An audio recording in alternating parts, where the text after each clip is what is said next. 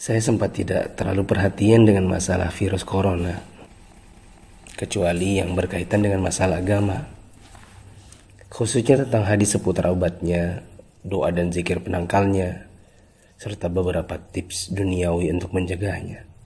Mungkin karena saat itu corona belum hadir di Indonesia. Beritanya masih sekitaran Cina. Isinya tentang perjuangan pemerintah dan tenaga medis melawan corona di sana.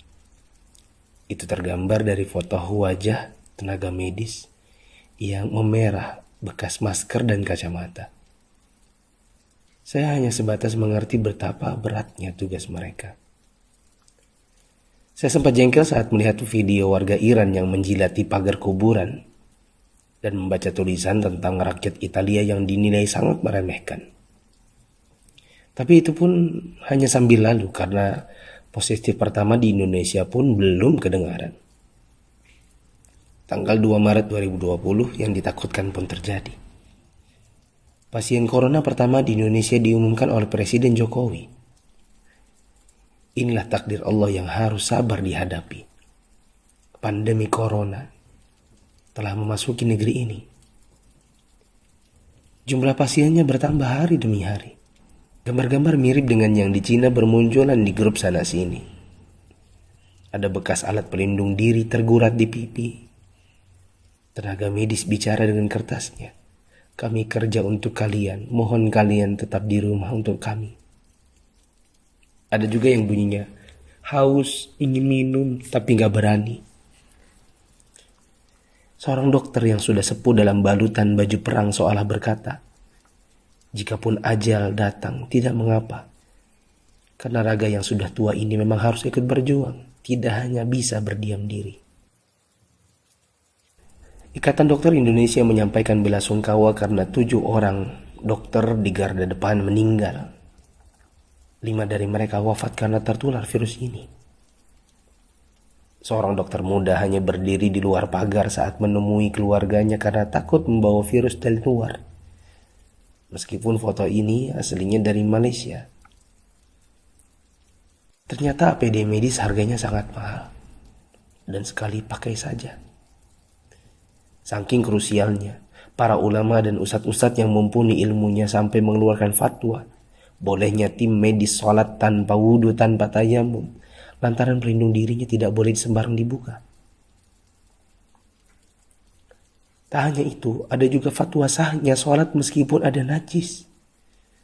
Karena baju medis ini bukan baju biasa. Sekali dipakai untuk satu shift jaga, berjam-jam tanpa makan, minum, bahkan buang air dengannya menggunakan pampers orang dewasa. Bayangkan lagi jika dokter dan perawat wanitanya adalah ibu atau saudari kita yang sedang mengalami datang bulan. Dan lagi deras-derasnya. Atau dia istri kita yang harus berjuang di rumah sakit. Sementara punya bayi yang juga harus disusui tapi tak bisa. Ada pun yang wafat. Mayatnya tidak bisa dimandikan. Bahkan tidak ditayamumkan seperti biasa. Hanya disolatkan dan dikubur bersama plastik membungkusnya. Melihat dan membaca berkali-kali, saya pun akhirnya bisa memahami dengan hati. COVID-19 ini bukan sakit biasa. Dan tugas tenaga medis sangat berat terasa. Kalau bukan karena tidak ingin ditanya keluarga ada apa, saya banyak mengalirkan air mata. Untuk pasien positif corona dan keluarganya, sabar ya. Insya Allah sembuh tidak lama. Jika bersabar, kita dapat pahala. Di rumah dulu sampai negatif. Kasihan jika virus ini menular ke orang lain. Apalagi kepada yang punya penyakit penyerta dan lanjut usia. Untuk yang harus keluar dan tidak ada pilihan kedua, semoga Allah memberikan saya dan teman-teman keselamatan dan rezeki untuk keluarga. Jaga kesehatan ya. Usahakan jaga jarak dengan orang di sekitar kita. Kita tidak tahu siapa yang tertular, siapa yang sehat. Karena yang positif corona pun bisa jadi tidak merasa karena tidak ada gejala. Untuk yang masih abai dari solidaritas bersama,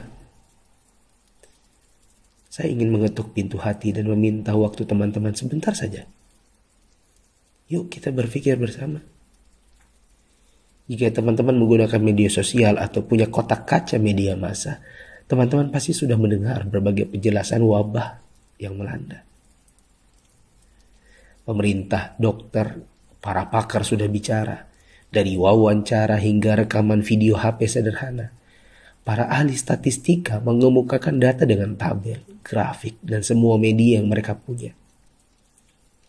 Teman-teman pun tinggal ketik halo di WA COVID-19 dan bertanya dengan input satu huruf saja. Jika data itu jelimet untuk dibaca, mungkin teman-teman bisa nonton versi kartunnya.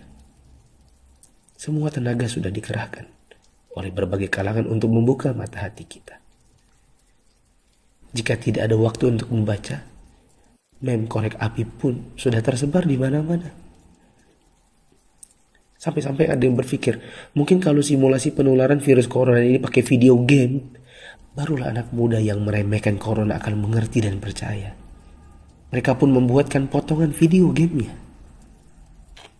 Artinya, jika usaha seperti ini masih belum menyadarkan kita, entah dengan cara apa lagi.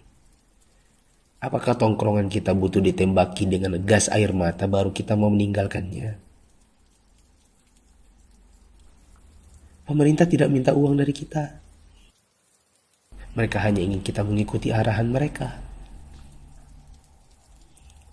Untuk yang menimbun dan menipu, semoga Allah memberikan teman-teman hidayah dan memaafkan dosa-dosa kita semua. Dan menimbun barang yang dibutuhkan masyarakat saat masa sulit itu termasuk dosa. Rasulullah SAW bersabda, la yahtakiru illa khati. Tidaklah menimbun barang kecuali orang yang berdosa. Terlebih lagi bila menipu dan berdusta. Kami hampir tertipu dengan penawaran masker murah yang tadinya kami akan bagikan gratis kepada orang-orang yang membutuhkannya. Di mana hati kita? Apa kita bisa tertawa saat orang lain menderita? Teman, turunkanlah harganya ke harga normal jika engkau tidak bersedia menggratiskannya, seperti pahlawan jalanan yang membagikannya. Untuk yang kaya yang sesungguhnya itu adalah jika harta itu bermanfaat bagi orang di sekitar kita, bukan hanya untuk pribadi semata.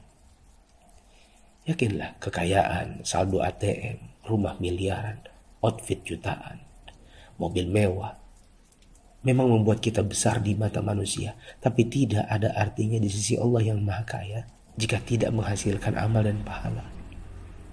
Saya mau sumbang jam tangan dan beberapa barang lainnya yang mungkin tidak seberapa jika dibandingkan dengan teman-teman menyumbangkan harta nantinya.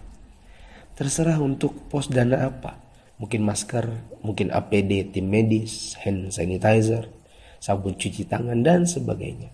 Kita harus cintai harta kita ini dan bawa dia ke akhirat. Jangan sisakan untuk dunia. Untuk Bapak Presiden, BNPB, para gubernur, wali kota, dokter, perawat, ustadz, influencers, dan fundraisers, thanks for all you've done. Terima kasih. Jazakumullahu khairan.